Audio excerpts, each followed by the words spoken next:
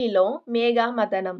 దేశ రాజధాని ఢిల్లీలో వాయు కాలుష్యాన్ని కట్టడి చేసేందుకు 53 ఏండ్ల తర్వాత తొలిసారిగా కృత్రిమ వర్షం కోసం స్థానిక ప్రభుత్వం, అలాగే ఐఐటీ కాన్పూర్ సాయంతో మేఘా మథనం నిర్వహించింది.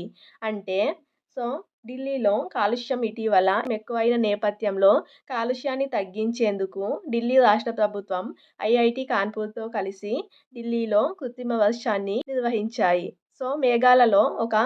మేఘాలలో కెమికల్స్ని చల్లడం వల్ల కృత్రిమంగా ఆర్టిఫిషియల్ రెయిన్ఫాల్ అనేది సంభవిస్తుంది. దాంతో గాలిలో ఉన్న కాలుష్యం కొంతవరకు తగ్గించవచ్చని తెలిపింది. అందులో భాగంగా సెహ్నా విమానం ద్వారా సిల్వర్ అయోడైడ్, సోడియం క్లోరైడ్, బాణసంచ పదార్థాలతో రూపొందించిన మిశ్రమాన్ని జ్వాలల ద్వారా మేఘాలలోకి విడుదల చేశారు. 2 విడతల్లో దీన్ని నిర్వహించడం జరిగింది. దీంతో ఢిల్లీలో గాలి నాణ్యత స్వల్పంగా మెరుగుపడిందని ప్రభుత్వం తెలిపింది.